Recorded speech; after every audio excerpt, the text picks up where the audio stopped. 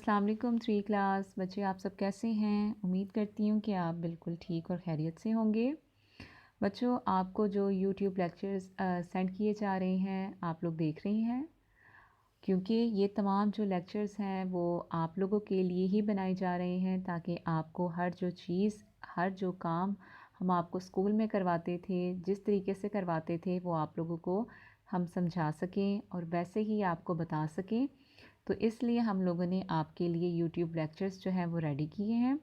तो आप लोग तमाम बच्चे जो हैं वो चैनल्स जो हैं वो सब्सक्राइब कर लें, ताकि आपको हर वीडियो का जो लेक्चर है वो मिल जाए और आप जो है वो टाइम पर काम कर सकें। और अगर आपको कोई चीज़ समझ में ना आए वो आप कमेंट सेक्शन में पूछ भी सकते हैं।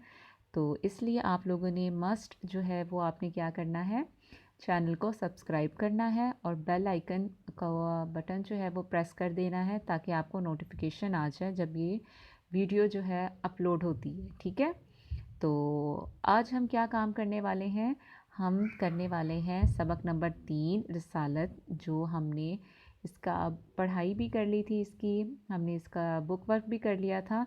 और आज हम क्या करेंगे, नोटबुक पर काम करेंगे। तो आज हम लोगों ने अब क्या करना है, आप लोग जो हैं वो नोटबुक खोल लेंगे और नोटबुक का आपने क्या खोलना है, पेज इंडेक्स। ठीक, तो इंडेक्स पे यहाँ आपने सीरियल नंबर लिखना होता है। यहाँ आज की डेट हम डालेंगे 17 मार्च 17/3/21। यहाँ हमने सबक नंबर 3 रिसालत लिखना है और आज हम सवालात करेंगे। और कितने सवाल करेंगे, 3, 1, 2, 3 हमने मेंशन कर दिया। यहाँ आपके जितने पेजेस पर आपका काम आएगा आपने लिख लेना है। 2 पर आए, 1 पर आए, आपने वो मेंशन कर देना है।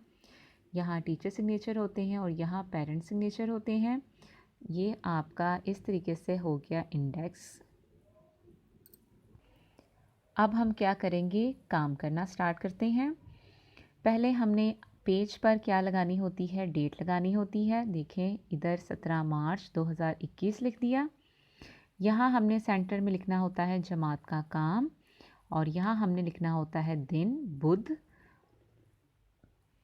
उसके बाद हमने क्या लिखना होता है, सबक नंबर 3, जो भी सबक हो वो लिखना होता है। और आज हम क्या कर रहे हैं, रिसालत, तो यहाँ हमने लिख दिया रिसालत। सवालात के जवाबात लिखें। आज हम सवालात करने वाले हैं, तो यहाँ हमने क्या दे दी, हेडिंग दे दी। मैंने आपके लिए जो बच्चे सवालात हैं वो लिख दिए हैं, उनके जवाब जो है वो मैं आपको लिख के दिखाऊंगी। तो आप लोगों ने इसी तरीके से जो है वो अपनी कॉपी जो है वो रेडी करनी है और नीट काम करना है। ठीक है, पहला सवाल क्या है हमारा, रसालत से मुराद क्या है, यानी कि रसालत किसे कहते हैं। वैसे आपको मैं बता दूं कि रसालत का मतलब होता है पैगाम पहुंचाना अल्लाह का। तो यहाँ अब मैं जवाब लिखने लगी हूँ, तो आप लोगों ने मेरे साथ साथ जो है वो क्या जवाब लिखते जाना है। रसालत से मुराद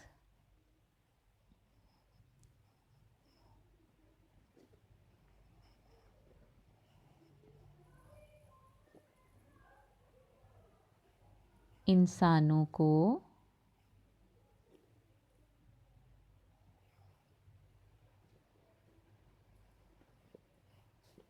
अल्लाह का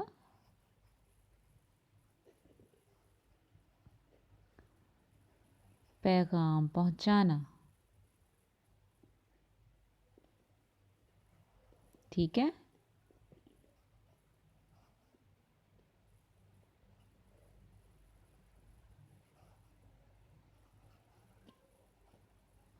ये हो गया हमारा जवाब। रसालत से मुराद इंसानों को अल्लाह का पैगाम पहुंचाना है। ठीक है, अब दूसरा सवाल देखिए क्या है, हज़रत नूह अलैहिस्सलाम की उम्र मुबारक कितनी थी।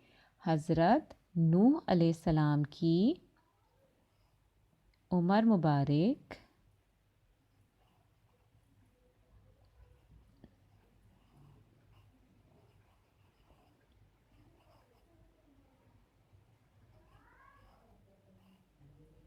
950 950 बरस थी।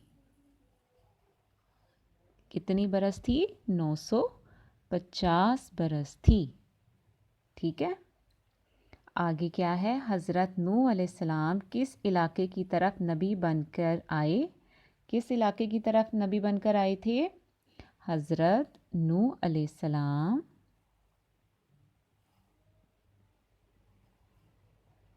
बच्चे आप मेरे साथ साथ जो है वो लिखते जाएं, ठीक है।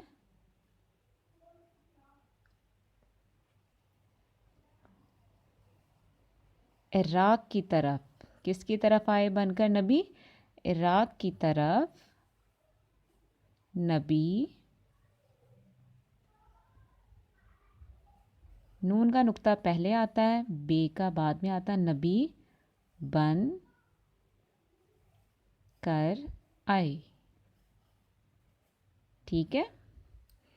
ये देखें, मैंने बच्चों आपके सामने इसलिए लिखा है ताकि आप लोगों को समझ आए कि किस तरीके से मैंने लिखा है। तो आपको मैं दोबारा पढ़ के बताती हूँ कि पहला सवाल क्या है, रिसालत से मुराद क्या है। रिसालत से मुराद इंसानों को अल्लाह का पैगाम पहुँचाना है। हज़रत नूह अलैहिस्सलाम की उम्र मुबारक कितनी थी? हज़रत नूह अलैहिस्सलाम की उम्र मुबारक 950 बरस थी। हज़रत नूह अलैहिस्सलाम किस इलाके की तरफ नबी बनकर आए? हज़रत नूह अलैहिस्सलाम इराक़ की तरफ नबी बनकर आए, ठीक है। यहाँ जो है वो हमारा काम आज का नोटबुक पर जो है वो मुकम्मल होता है। आप लोगों ने इसी तरीके से जो है वो काम करना है और दुआओं में याद रखिएगा। अपना बहुत सारा ख्याल रखिएगा। अल्लाह हाफ़िज़।